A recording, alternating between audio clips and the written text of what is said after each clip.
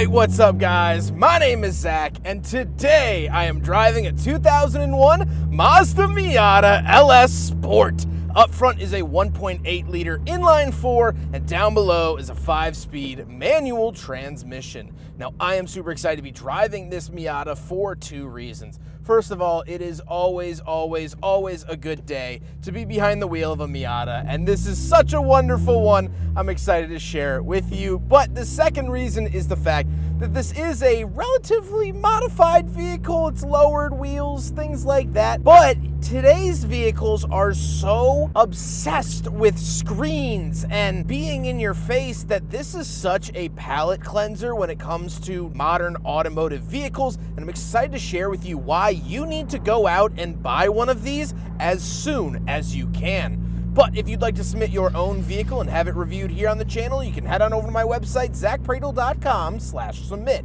It's a quick and easy submission form. It takes under a minute to fill out, and I come out to you. And if you'd like to see all my videos weeks or sometimes months in advance, you can head on over to my Patreon for only $5 a month. But let's get back to that 1.8 liter under the hood. Well, this is known as the NB2, so it gets the variable valve timing engine, which bumps horsepower up to about 140. It's not a barn burner, you're not gonna be making your friends jealous, but it still is a pretty lovable amount of power and a very usable amount of power.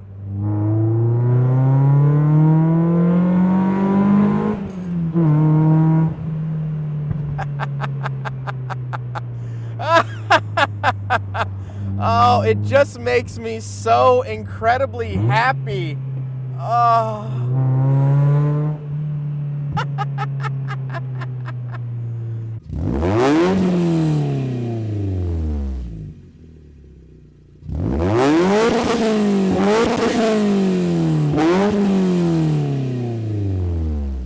It's such a joyous amount of power. Is this gonna get you in trouble? Not really, maybe that exhaust pipe might, but it's so lovely. It puts a smile on my face every time I wind this thing out. Now, like I said, paired to it is a 5-speed manual transmission. You could get a 4-speed automatic, 5-speed manual, or some special edition vehicles, and also the Mazda Speed got a 6-speed manual, but most of these will be 5. You'll probably find one with 5 when you start your search for an NB, and that's pretty normal. Last but not least, this has the Sport package, which actually means it got bigger brakes, but also a limited slip differential out of the back because this is rear-wheel drive, and boy, is that awesome.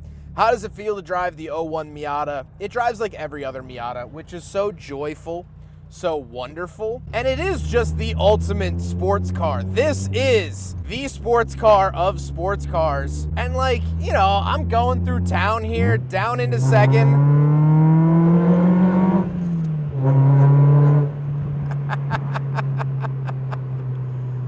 It's so silly. It's on sticky tires. It is on rails. This car will not let me chirp the tires, nor would I really want to. It is so glorious. And again, this will be a huge talking point towards the end, but just please go drive a Miata. Find a Miata, find a neighbor, beg, write a letter, leave a note on a hood, whatever you need to do, because this is, to me, one of the pinnacle automotive experiences you could ever have, and I think it's very important that you do have that. With that stuff out of the way, let's talk about the interior. Well, in front of me, I have modified gauges. So the owner has put different inlays to mimic a more modern ND Miata, and he's also put a little digital friend in the gauge cluster that keeps an eye on you.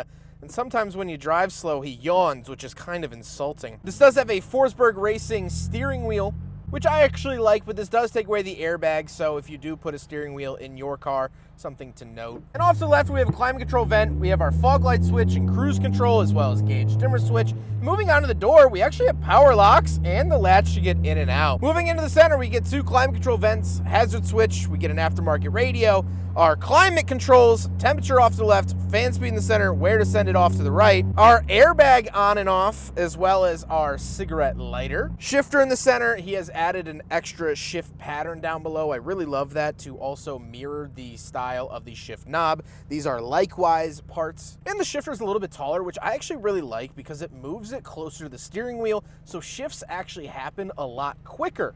which is very, very awesome. Down below that, we do have power windows, and we do have a cup holder. We actually have 2 cup holders. So we will do a big freaking bottle test here in the NB Miata. It fails like every other Miata ever has, but nice that it at least has some cup holders. Then we get a center console in the seats. The seats are pretty comfortable, and I've never had a problem fitting in Miatas. I'm a bigger guy, I'm 5'11", about 270, and so I actually don't have a problem fitting them. You will have a problem fitting in the car, A, if you're over like 6'1", 6'2", but also if you have big legs. That has always been the turning point for if someone can fit in a Miata or not, is if they have bigger legs, because I'm more torso, I have shorter, stubbier legs, so I actually fit in here relatively easily. Now, we don't have any back seats. We will take a quick look at the trunk. It's nothing special. We do get a spare tire underneath the trunk, which is nice, but most people remove this. So if you are gonna go buy a Miata, go check that out. People say it's dead weight. I personally like having a spare, so make sure yours has it. Now we gotta talk about the looks, and obviously it is lowered on T and coilovers, aftermarket wheels, tires, side skirts, things like that. The owner also recently did clear taillights, which I think look pretty good, even with the Illinois yellow temp tag. I think it actually looks good, and I'm normally not a huge fan of clear tails.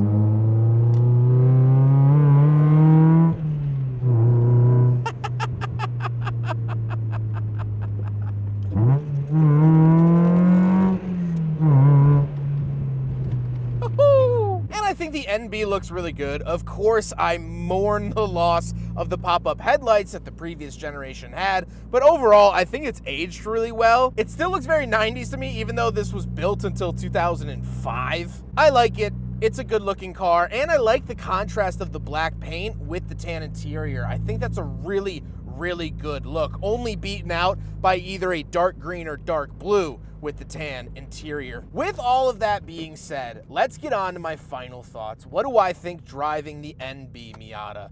Well, if you're a fan of the channel, you'll know that I've driven pretty much every model year of the Miata. I've definitely driven every generation and facelift of the Miata. I don't know if I've driven every single specific model year, but pretty gosh darn close. And there's a reason I keep coming back to these cars. I think they're simple enough, they're joyful enough, and they're just a blast to drive. If you prioritize driving experience over everything else, this is the car for you. And the Miata has always been the car for you in that regard. But now I think this car is getting more and more important with every passing day. And the reason I bring this up is because the owner, Aiden, actually just let me review his 2024 Tesla Model 3. Wickedly fast car, 500 electric horsepower, crazy to drive. But that whole car's interior is dominated by the screen.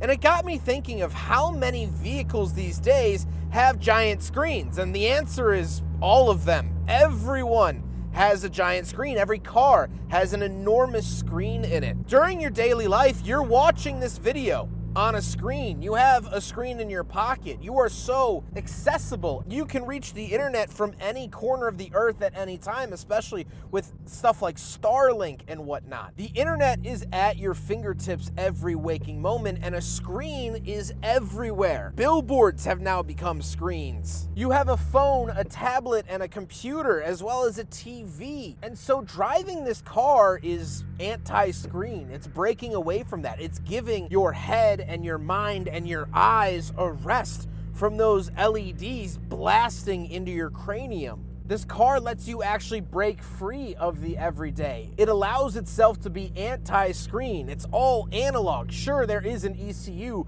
running the fuel injectors and the VVT, but it's not staring back at you with these bright colors. It's not trying to steal your attention. A car like this allows you to appreciate the smells around you of a Roadster. You don't realize how many smells would come through the cabin if you just didn't have a roof. You learn that here in the Miata. But the biggest thing is it just gets you away from those gosh darn screens all the time. And I know that that's not what I should be saying as you're watching my content on a screen, and I'm very appreciative of you doing that. But I hope that once this video concludes, you put down that screen and you go for a walk, you pick up a hobby, or you drive an older car like this. So that's why you need to go out and buy one. Maybe not a Miata, maybe an S2000, maybe some old car, but something without a screen to just get yourself away for a little bit. Log off, if you will. I've been fascinated by what I heard the other day where someone said, I forgot, podcast, post, something like that, where the internet used to be in a room. You would go into the room, you'd sit at the family computer, you would access the internet, and then you'd log off and you would leave. And the internet didn't follow you everywhere. Today it does. And the Miata from the 90s and 2000s lets you break that follower. This car makes the internet stop stalking you. And it's such a mood booster. It's such a confidence builder. Oh, it's so good. This is an acoustic car. And it's playing the song. It makes your body work, it makes your mind work, it stretches the imagination, and it just, I think it's so important. Get away from the screen and get yourself into a Miata, because this is just so glorious, and I feel so free. I feel healthier while doing this. I'm not doom scrolling anymore. I'm enjoying what the engineers in Japan have blessed me with.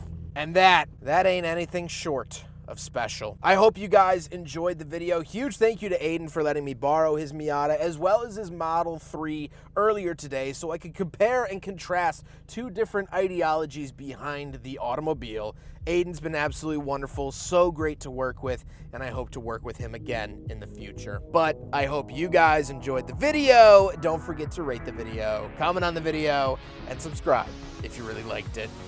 Take care, guys.